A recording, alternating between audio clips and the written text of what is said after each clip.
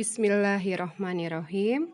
Assalamualaikum warahmatullahi wabarakatuh. Bagaimana kabarnya anak-anak ibu semua?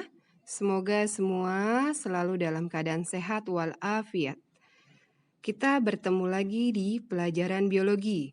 Ini adalah sesi terakhir pada bab 1, yaitu pertumbuhan dan perkembangan pada hewan.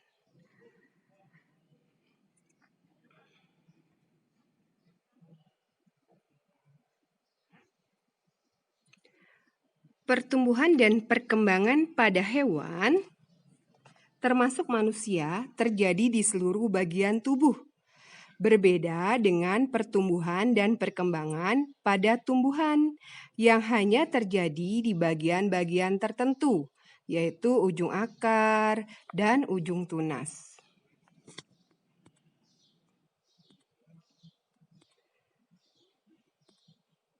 Pertumbuhan dan perkembangan pada hewan diklasifikasikan menjadi dua, yaitu tahap embrio dan tahap pasca embrio. Pada tahap embrio nanti ada 4 fase,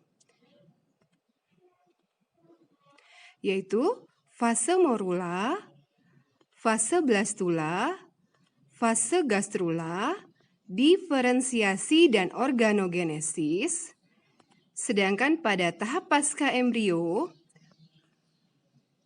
ada regenerasi dan metamorfosis.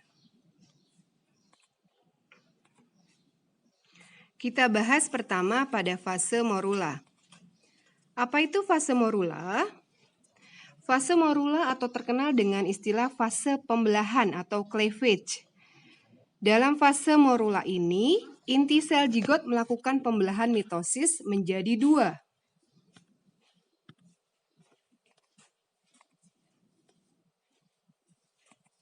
Kemudian membelah lagi menjadi 4. Dan membelah lagi menjadi 8.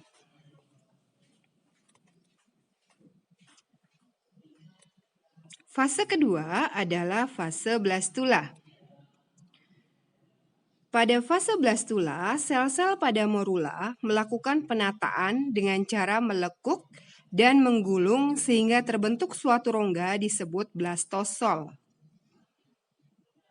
Nah, rongga blastosol ini merupakan ciri khusus dari fase blastula.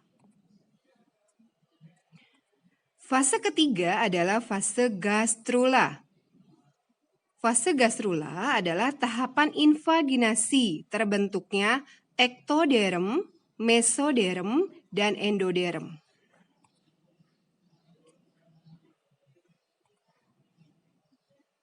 Kita lihat di sini ya. Ektoderm adalah lapisan luar, mesoderm adalah lapisan tengah, dan endoderm adalah lapisan dalam.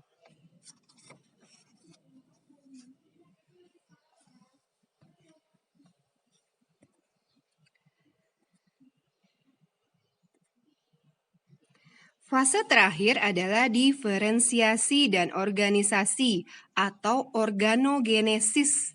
Apa itu organogenesis? Organogenesis adalah proses pembentukan organ.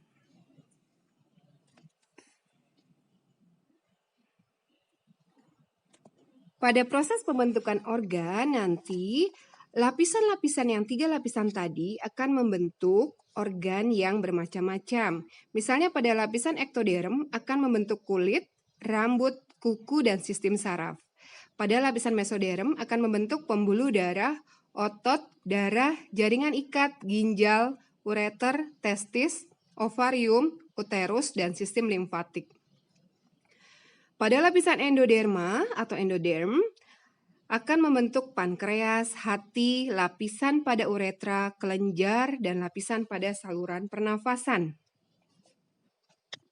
Hewan-hewan yang perkembangan tubuhnya berasal dari 2 lapis disebut diploblastik. Sedangkan yang perkembangan tubuhnya berasal dari 3 lapis disebut triploblastik. Pada perkembangan selanjutnya, hewan triploblastik akan membentuk rongga tubuh selom. Nah, kita akan membedakan ya. Selom itu nanti ada aselomata, pseudoselomata, dan ada selomata.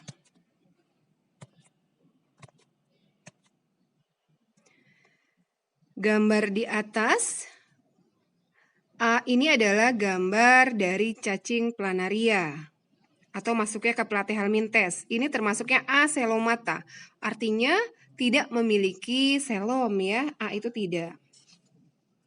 Kemudian yang B adalah pseudoselomata. Pseudoselomata adalah memiliki selom tapi masih semu, contohnya pada cacing gilik. Sedangkan yang terakhir itu adalah selomata, artinya memiliki rongga.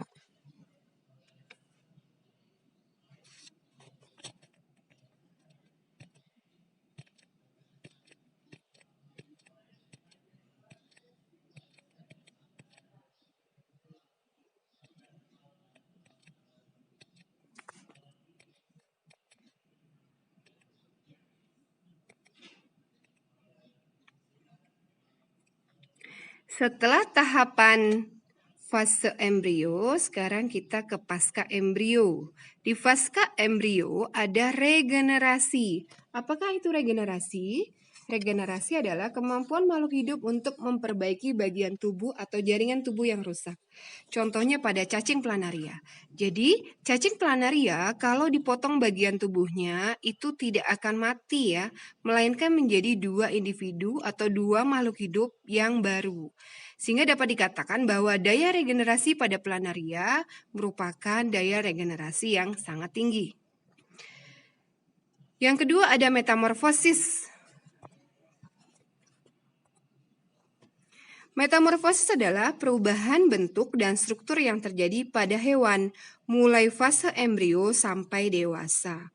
Metamorfosis hanya dialami oleh hewan-hewan tertentu saja, pada umumnya pada kelas insekta dan amfibia. Metamorfosis pada serangga dibedakan menjadi ametabola, hemimetabola, holometabola. Apa itu ametabola? Ametabola dapat diartikan tidak mengalami metamorfosis. Sedangkan hemimetabola dapat diartikan mengalami metamorfosis tidak sempurna. Holometabola mengalami metamorfosis sempurna. Sedangkan katak dibedakan metamorfosisnya dari serangga. Kita lihat contoh metamorfosis. Pada kutu buku, contohnya itu mengalami ametabola. Jadi dari telur muda menjadi dewasa. Bentuk dan di muda itu sama dengan bentuk ketika dewasa, maka dikatakan tidak mengalami metamorfosis. Sedangkan metamorfosis tidak sempurna pada kumbang dapat diperhatikan terjadi perubahan bentuk dari telur, larva, semi imago, dan imago. Beda lagi dengan metamorfosis sempurna pada kupu-kupu atau holometabola. Dari telur menjadi larva, menjadi pupa, dan menjadi imago. Jadi apa bedanya metamorfosis tidak sempurna dengan sempurna? Perbedaannya terletak pada pupa. Jadi metamorfosis sempurna mengalami fase pupa. Sedangkan metamorfosis tidak sempurna tidak mengalami fase pupa.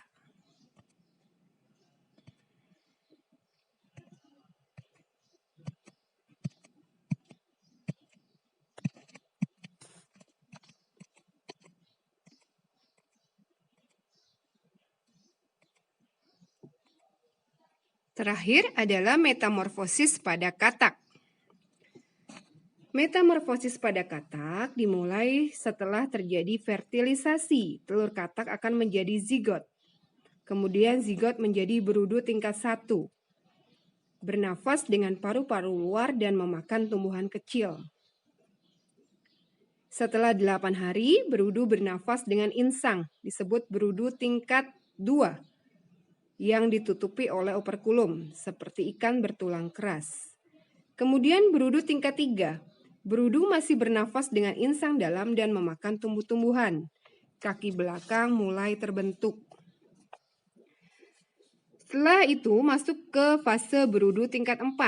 Pada fase ini berudu masih bernafas dengan insang dalam dan memakan tumbuh-tumbuhan. Kaki depan mulai terbentuk, sedangkan ekor mulai memendek. Terakhir, berudu tingkat 5.